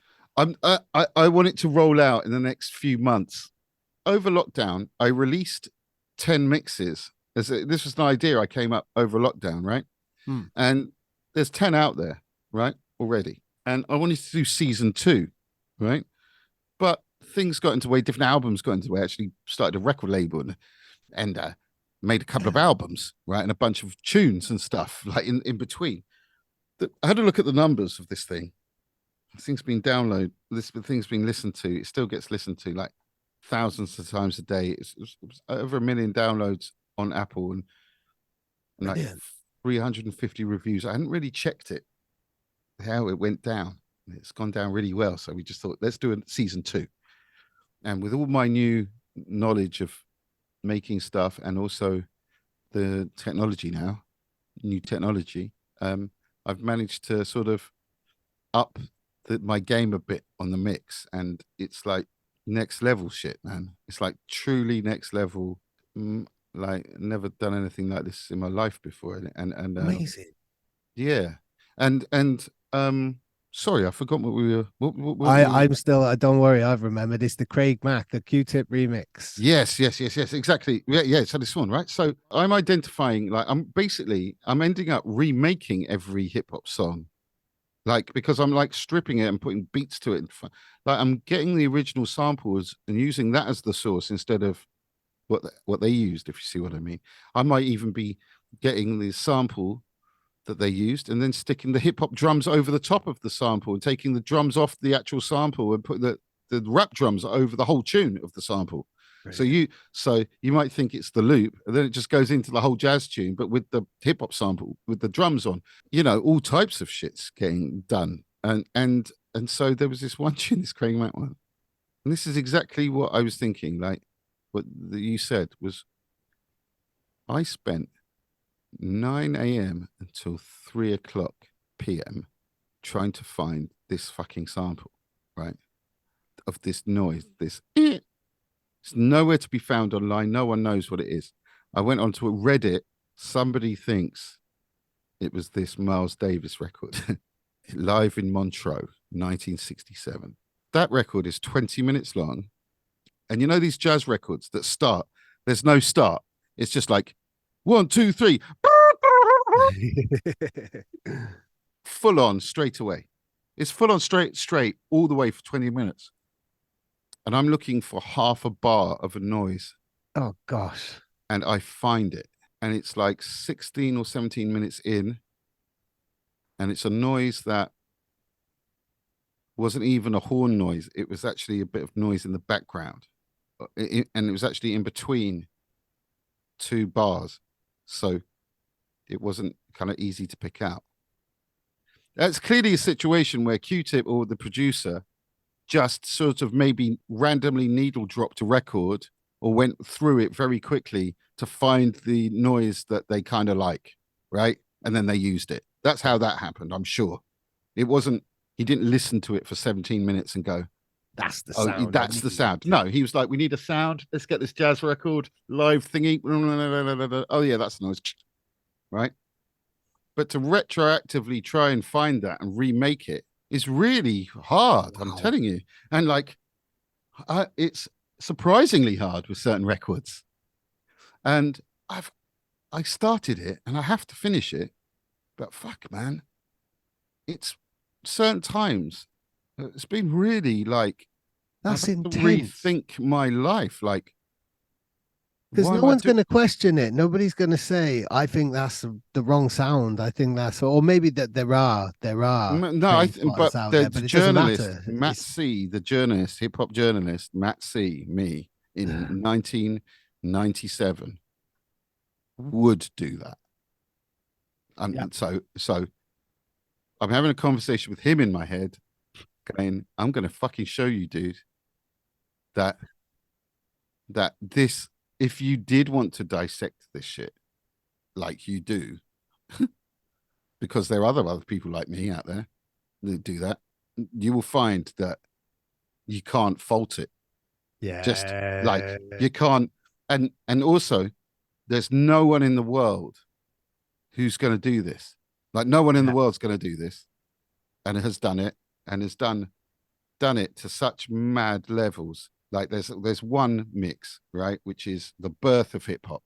So it's 1973 to 1979, right? There's not enough. There wasn't any hip hop music in that time, but it's the pre.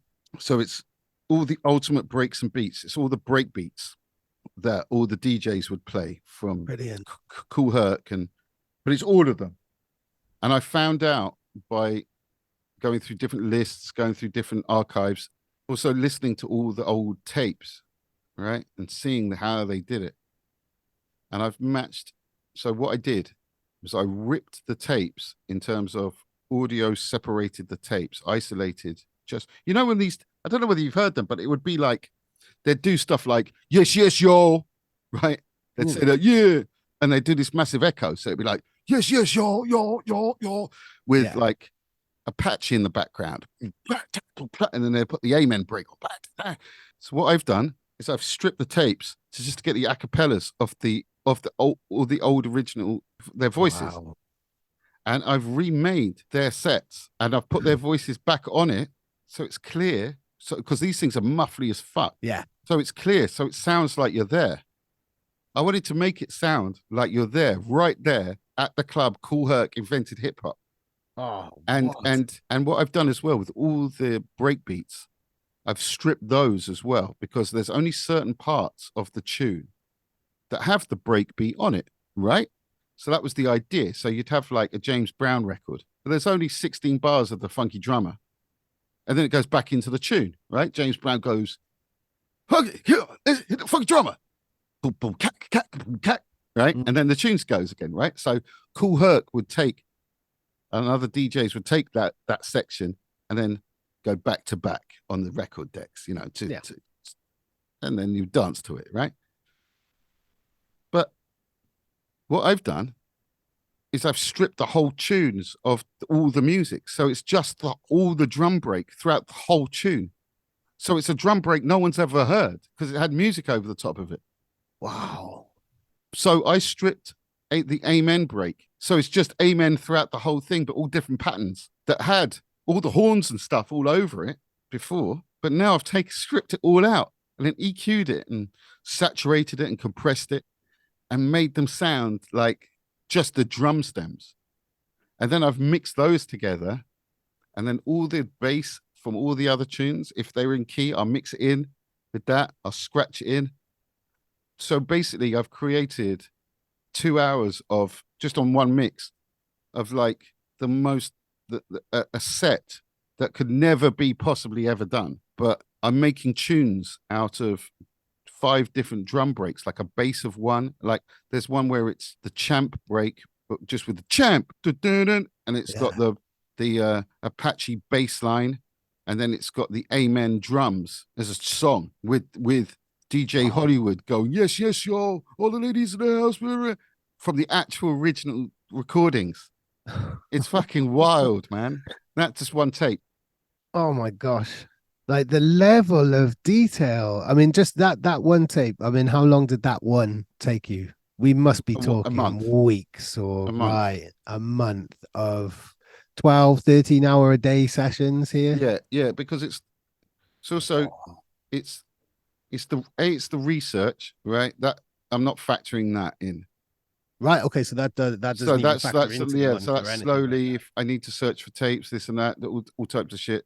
So the digging, So the digging, right? So the digging, and then the technical, the stripping of it all, and then working out what actually goes together nicely. I mean, you can put loads of stuff together, but it's like you can put all the ingredients together, but you can make some horrible thing, aren't you? So it's like, does this drum break work over this?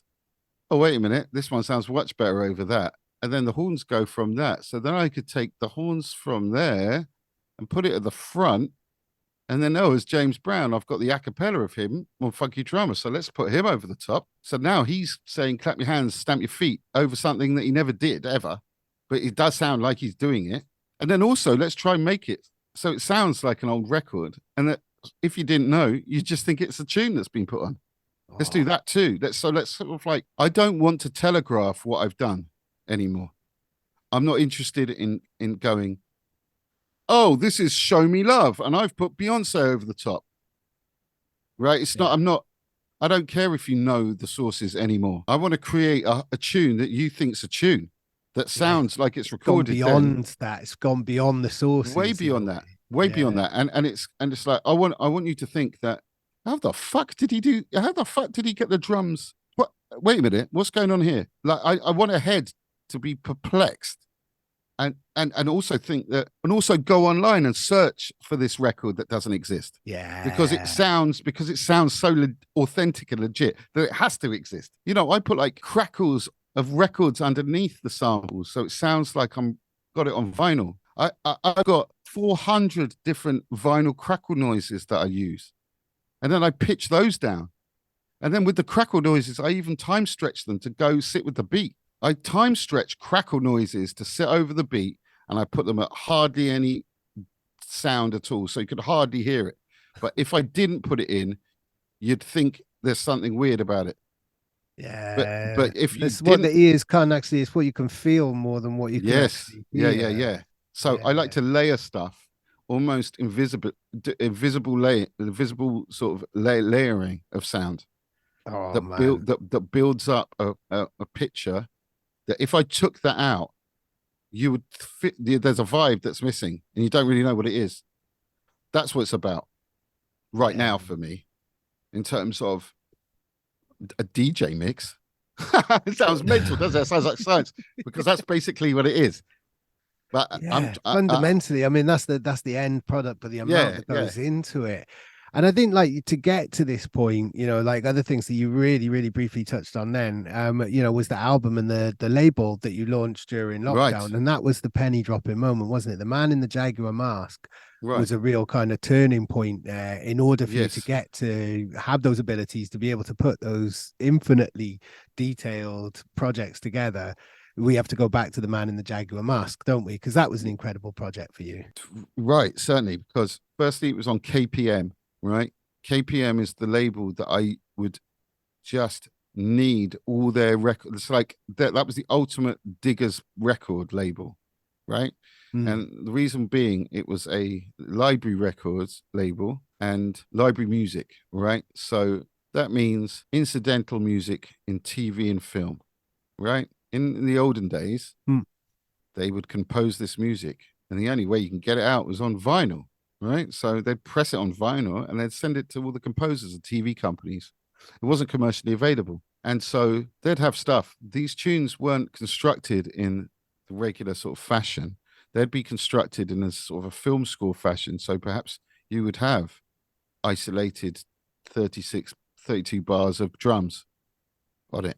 Because in a movie, in a scene where you're scoping out the bank job, you just want bongos. Do you know what I mean? For like for like 1 minute, and then you want it to go. Do you know what I mean? And then the guitars, and then the drums, and then they drove off in the car. Right?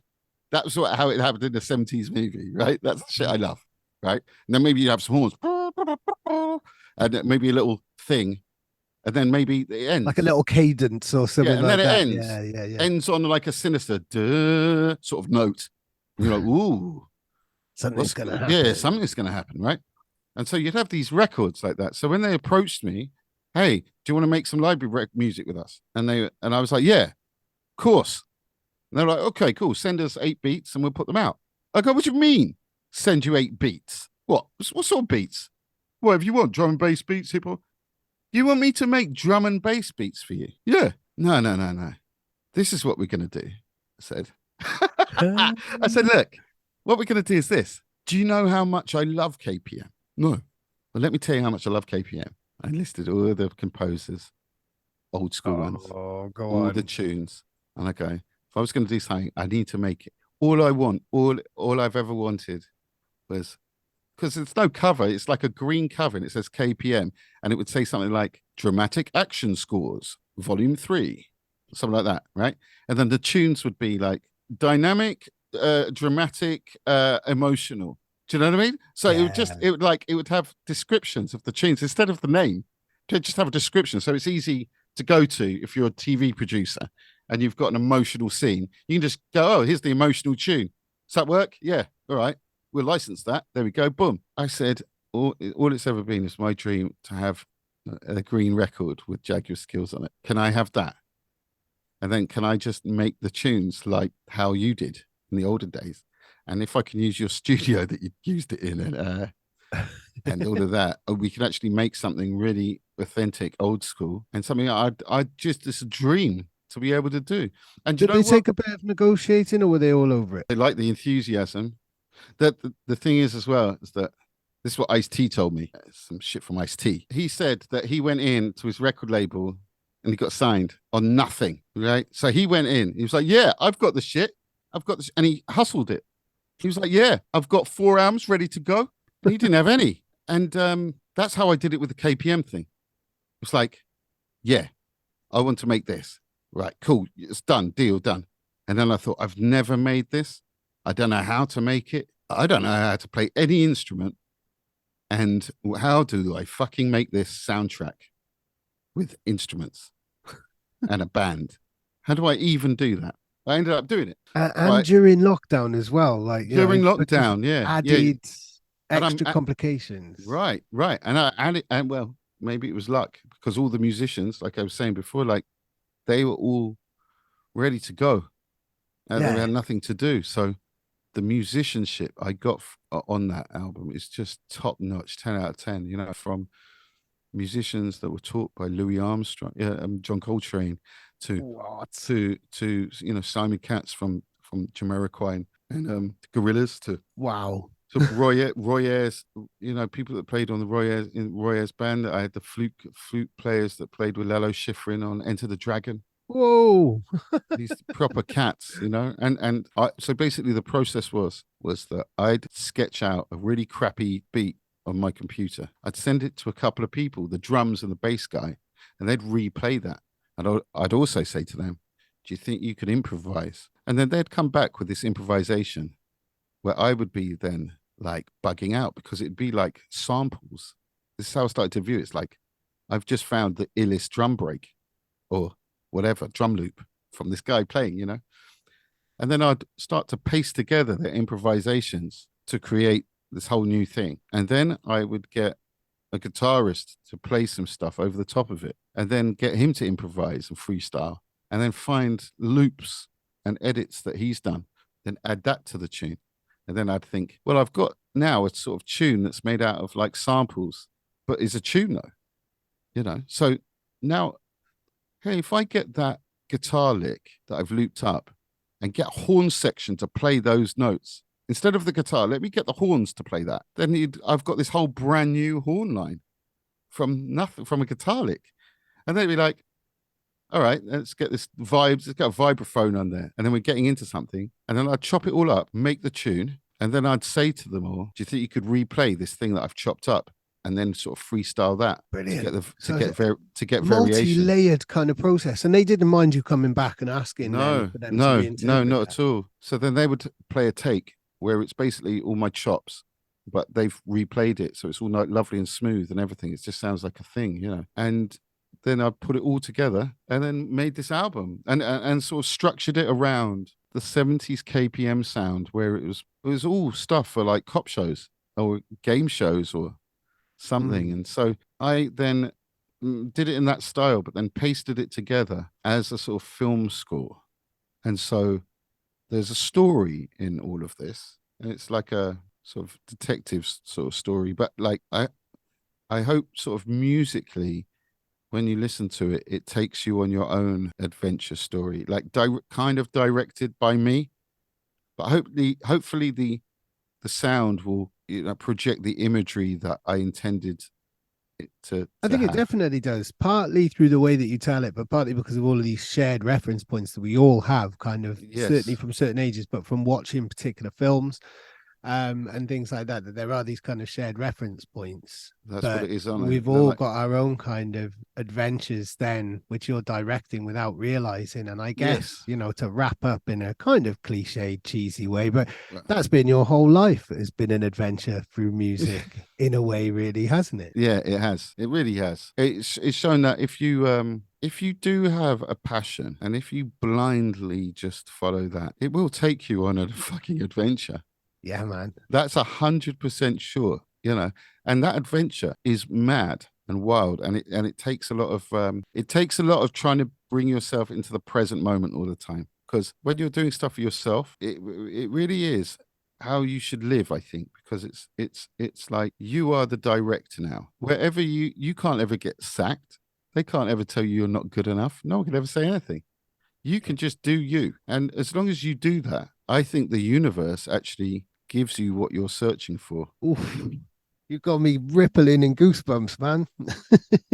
I can completely relate to that with where I'm at with my own platform now. And I hope that anybody listening who's on that path can relate to that. I think you're absolutely right as well. It takes a long time for you to remember that and for you to cut out all of the unnecessary noise and distractions and all the bullshit from just modern day life and plus the bullshit of the industry to Right. really have that clear focus, isn't it? You just have to, like I said before, man, you just have to realize the goal is is instant when you're just making something like that is the mission. They say that, I mean, what's the thing? The journey's the destination. It Yeah. truly is.